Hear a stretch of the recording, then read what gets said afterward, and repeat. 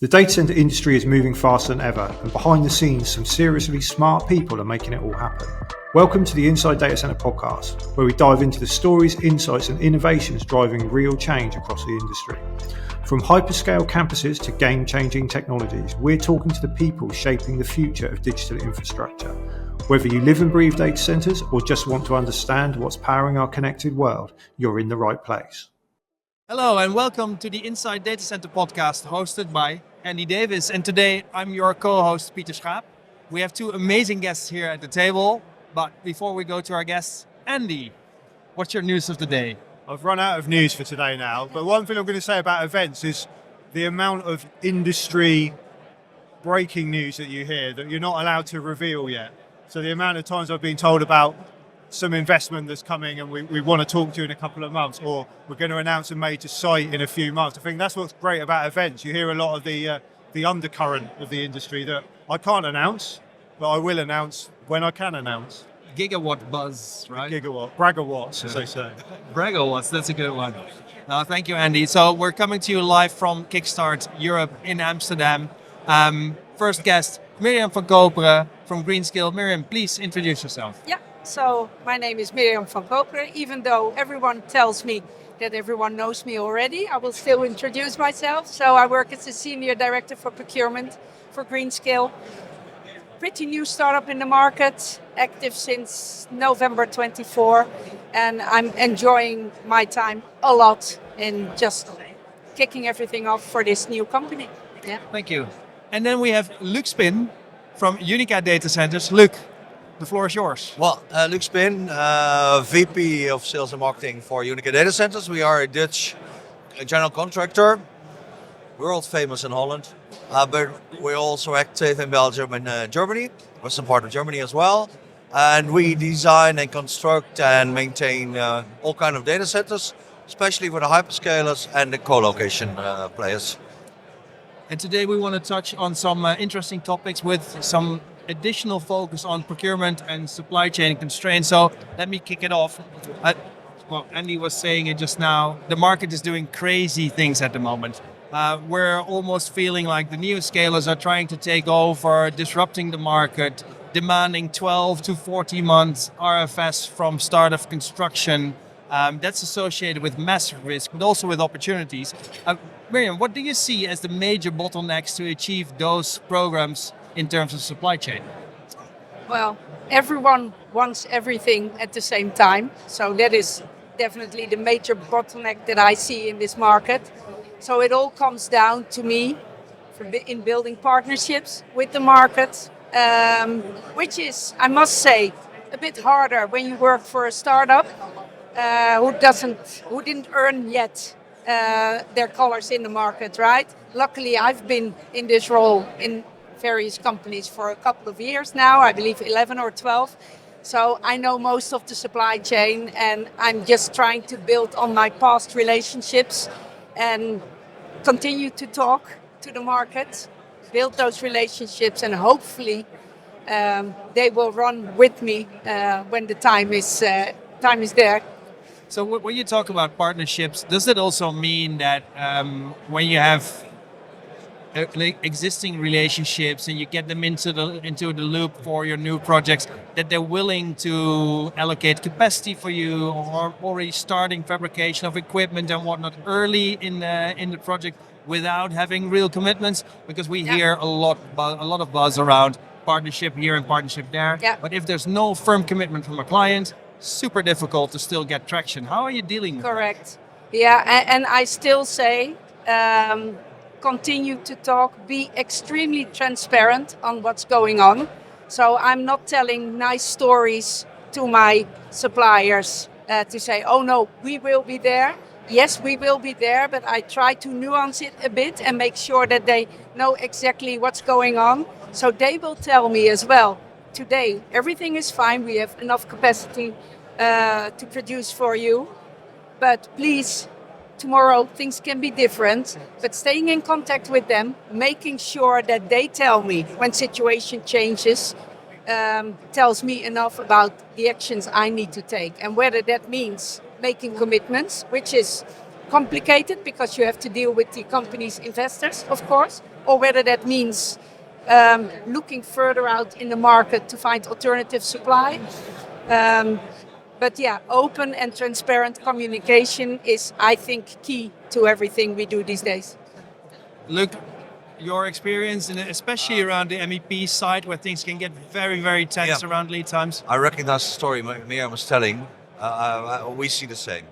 What normal is today can be completely different tomorrow. Same story. What was normal yesterday, where you could rely on, shouldn't be so today. So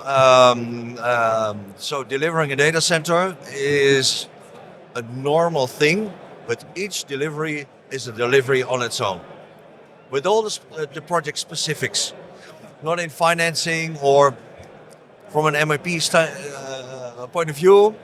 You have the long lead items, the traditional ones, and the gensets, the transformers, and all that. But that's not the critical path nowadays anymore. It used to be. We need to have a discussion later on. That was the case 1 year ago, 2 years ago. But long leads, we found a solution, because if you have a reputation or you're well known, then suppliers are okay to invest in you, in a relationship. So if we foresee to construct a data center, we look at the long lead items and we try to secure production slots from a supplier. So you need to be very transparent with your employer, because if you're interested in party A or B or C, let's say for bus bars or transformers or gensets, you need to have a shortlist, approach them, and tell them what your plans are next year. But I don't know my plans next year.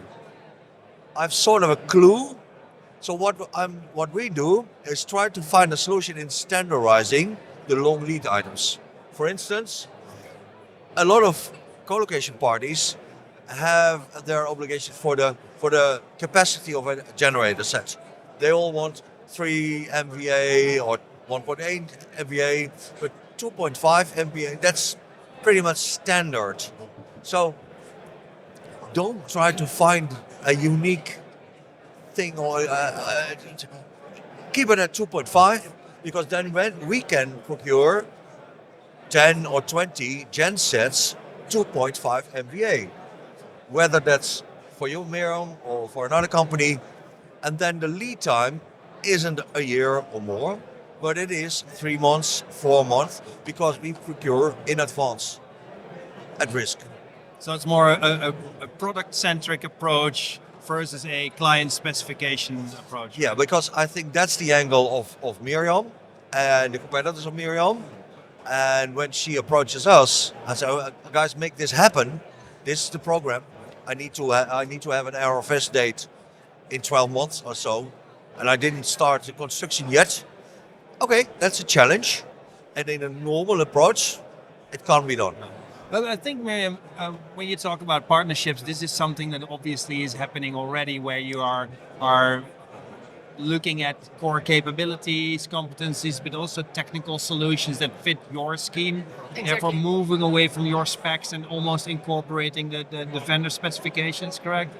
Yeah, well, you sometimes do have to look at this, because when timelines are pushed out, you become less flexible, and your lead times remain the same. So you have to look at that.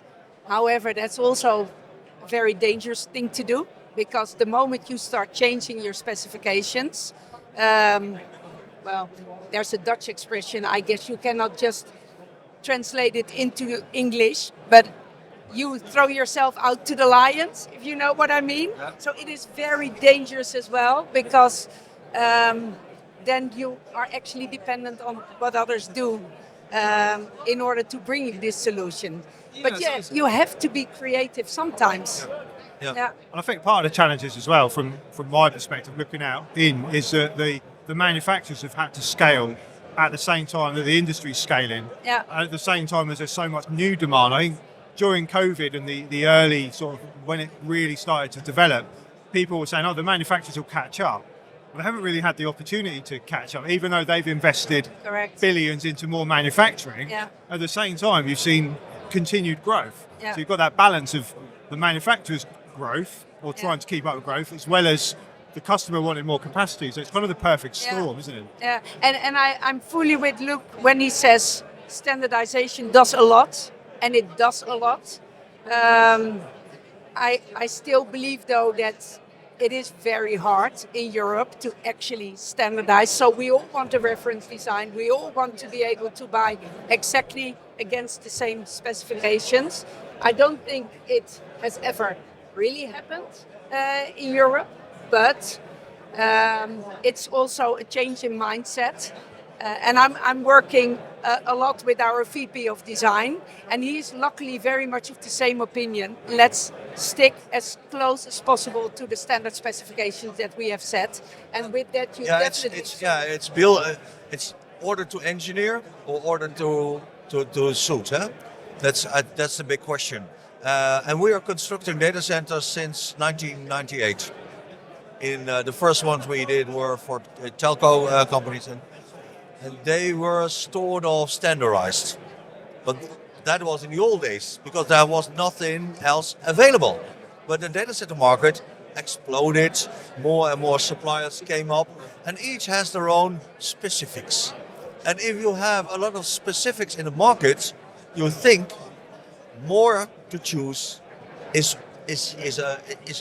great, it's rich, but it isn't, because what's better, we constructed in the 25, 30 years we constructed data center, we never constructed a data center the same as one before.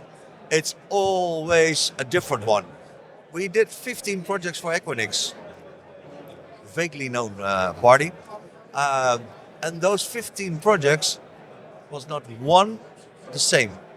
Yeah. But they had global standards. They had global standards. How come I have to construct a different data center?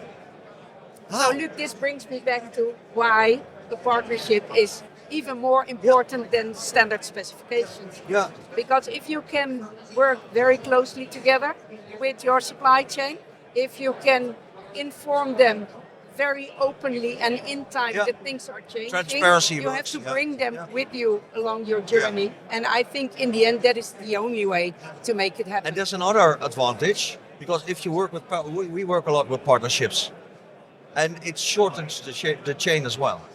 You don't have to involve a lot of parties. You can have a solution with 2 or 3 or 4 parties. That alone Yeah. shortens the time to delivery. One of the things that is actually sort of a paradox in the market at the moment, if you look at the market 7, 8 years ago, it was very much a buyer's market. Yeah. We were going out, we Yeah. were tendering 3, 4, 5 vendors, race to the bottom, everybody's giving big discounts, whatever. It's no longer applicable. But our clients, and especially the new clients, they have not changed their behaviors. They're still treating our industry as being a buyer's market.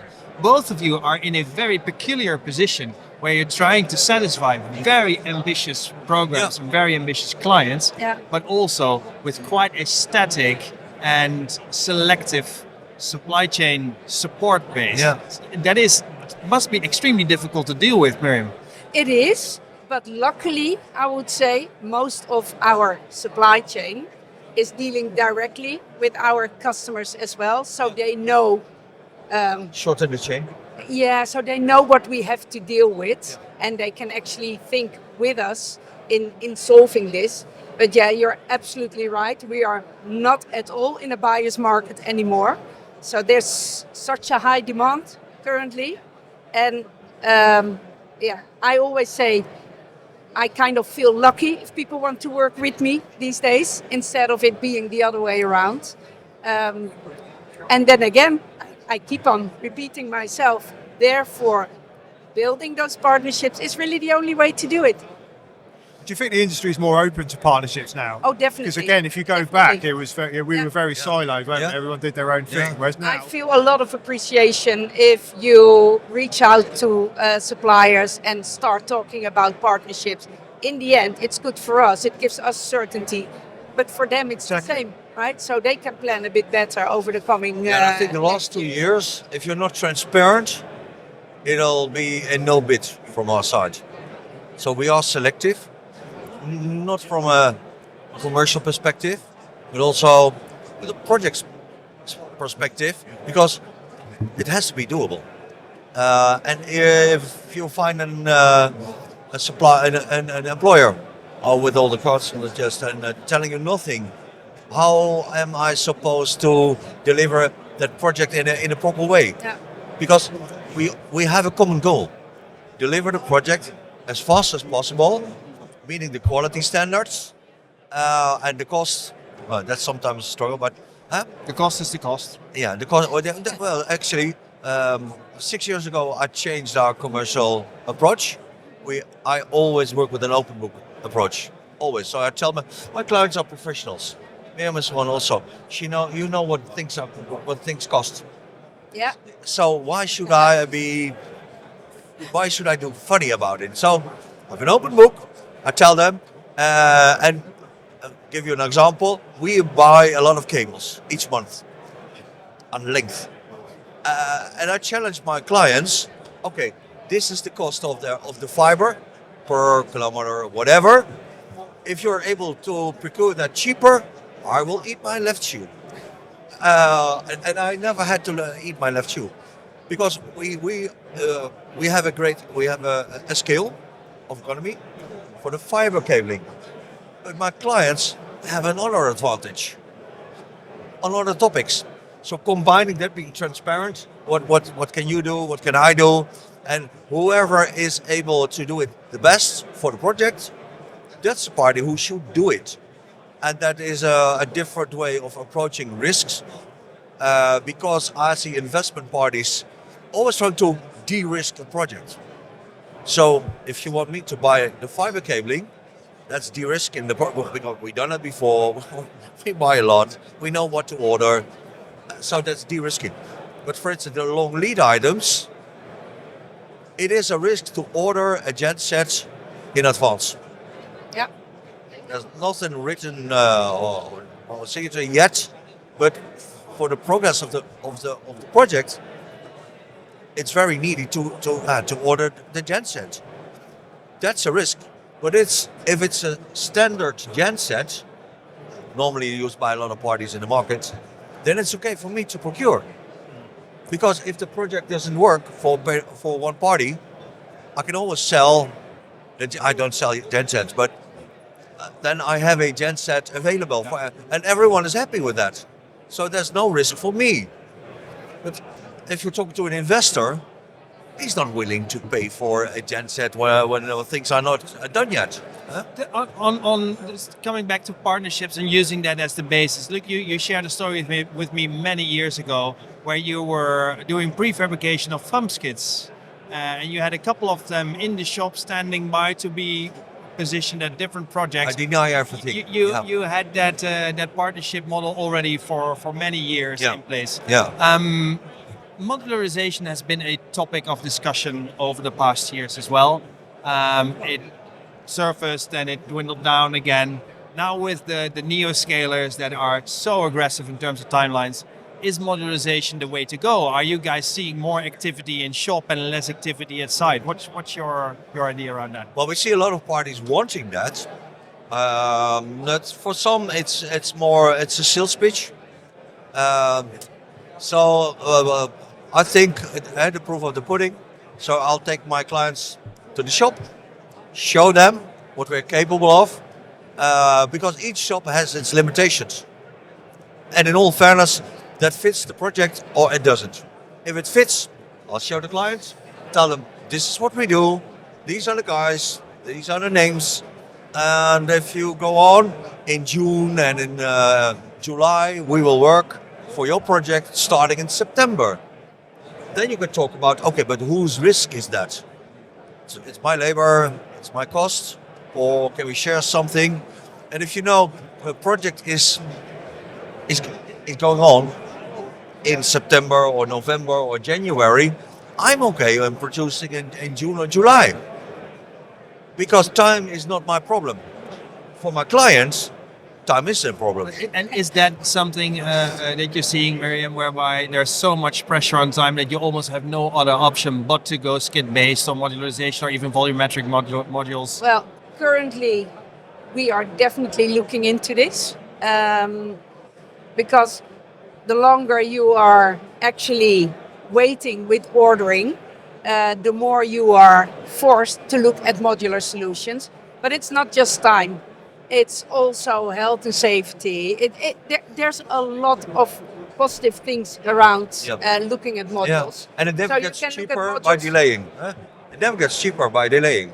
So everything you can do in advance, and if you have a workshop, then it's easy to say, okay. But if you're sitting around the table and you're discussing this topic, it's great to discuss the topic, because in many projects, this is not a topic discussed, which people are discussing. But what I find interesting, so the whole modular thing, so the way this started for me was on the equipment side. So you build a generator in a container and have it delivered to site. Then the next step is the e-houses, the e-pods. So you build it all in a container, you ship it to site. Now you see that more and more we look into, okay, let's look at the scope of the contractor and what he is actually normally doing on site. Yeah. Can you actually do part of that work into skids, and then you have it in parallel of the construction on site? You have to become more and more creative, really, to meet the timelines that we are given by our customers. Almost in every project, the critical path is always the commissioning. Commissioning is always part of the length of the project.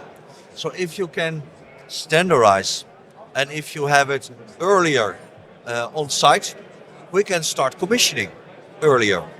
So it has nothing to do with the genset and delivery times. It has to do with some other thing, which is important for the time schedule of the project. So fix that to do something else first. I partially agree. I do see that if you look at the ambitious programs that are saying we want to build 100 plus megawatts in 14 months, and everything is on the critical path, and especially your substation, your gas insulated switchgears, your generators, still going to be the big bottleneck. We're a little bit better around cooling at the moment, I feel. There's some capacity in the market. But it starts with the piling, Pieter. Of course. But here we come back to the modularization topic. It's not just the health and safety and the quality aspect. It's also the fact that you can do a lot of pre-commissioning in your shop. Thereby minimizing time at site, minimizing the amount of scaffolding required, and understanding the interdependencies in a program is something that not a lot of our professionals. And there's another big reason to have a workshop. It's minimizing your failures. Because if you work in advance, you make a mistake, you can correct it. It's all solved before it comes to site, or not all, but lots is because solved. you have a test, level 3 or whatever, and then when it's on site, it's okay. And then we can do the next step. When you put it together on site, it has to be done right first time, or else you will lose time. So minimizing that risk is something investors really like. Yeah, but don't forget, look, there's still other complications around this, because the whole demarcation of the works that you're doing on site, don't forget about that. So you will have to make sure that you put that down. Yeah. So first of all, you need to decide on the procurement strategy on this. Who is buying this? Is it us? Yeah. Is it the GC? Is it us telling the GC where to buy it? That's what you said and earlier. Then where are the The demarcations? transparency in that. Don't That's forget really about it. But transparency in that really important. If you have a strategy telling them, this is my OFCI, this is what I want to procure, that's fine by us. We don't want to maximize our revenues. We want to deliver a great project. And if you're able to procure something way earlier than because we are not on board yet and all that, then it's be clear about it, have a clear demarcation, and then things will work. Instead of discussing, no, that's my part or that's your part. Well, in theory, you're right. In practice, we always see that it's a little more Yeah. complicated than that. But Yeah.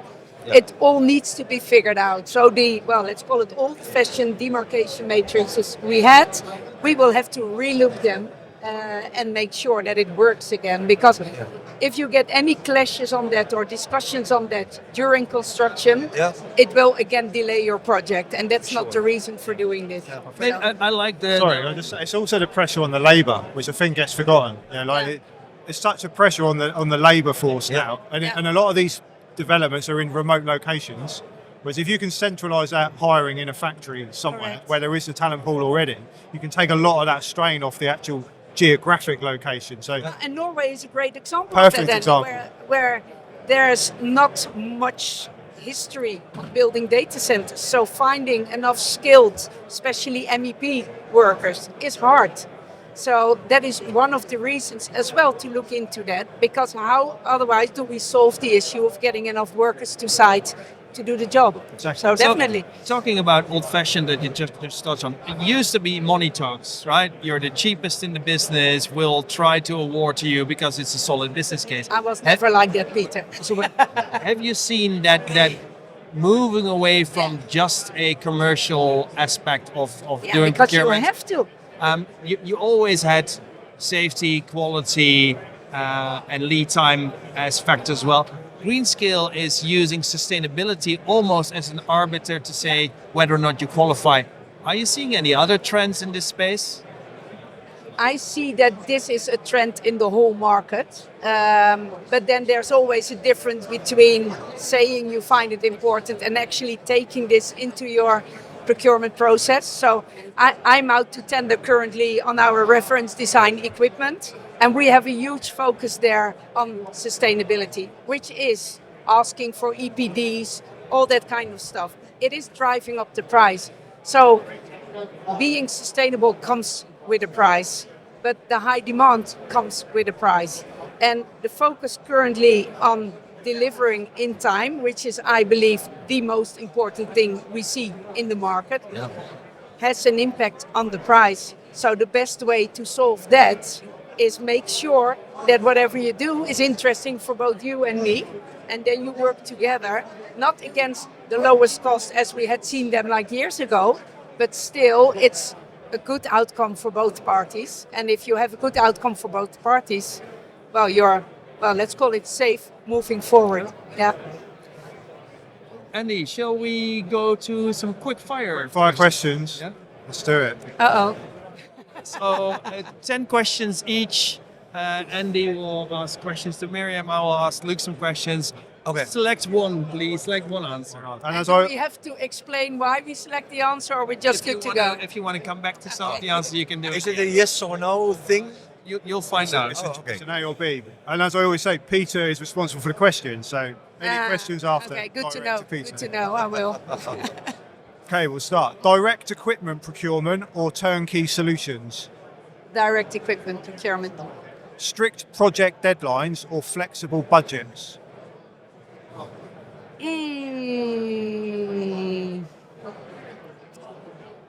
Strict deadlines. So both. Are you an early bird or a night owl? Both Standardized components or custom built innovations? standardized components. A massive spreadsheet or a quick phone call? Oh, quick phone call. 100%. Oh, Please. yeah. Don't send me a spreadsheet. spreadsheets Anyone for me. listening, don't send me a spreadsheet. Stroop waffles or croissants? Sorry, I did not. Stroopwafels. Croissants. The English in me can't pronounce it.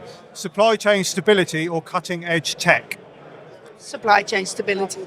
Beach holiday or a city trip?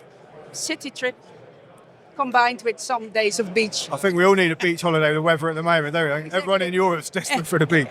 Unless you went to Hawaii recently. Yeah. Concrete or steel? I have no preference. The thrill of the deal or the piece of a finished build? Oh, the thrill of the deal. Always. There you go. Your 10 are done. Well Easy. done. Thank you, Miriam. Luke, there we go. No. Procurement or commercial management? procurement. Mentoring a newbie. Procurement. Oh, good, good. Mentoring a newbie or managing a veteran. Mentoring a newbie. Golf or cycling. Golf. Sustainable sourcing or speed of delivery. No. The first one. Team collaboration or solo focus. No. Team. Team. Yeah. Team. Yeah, building is a team effort. The occasional first or forever second place. The occasional first. Data center or skyscraper. Data center. A paper notebook or a digital app. No, paper notebook. Complicated problem or a simple solution. No, complicated problem. And then are you a podcast guest or a podcast listener? Podcast listener. Well, from today you're a But podcast guest. today, I hope Now to be both. part of the community. Yeah. Anything that either of you want to come back to, now is the time. No? No. Thanks for having us, guys. Thanks for coming on. Great discussion. Yeah.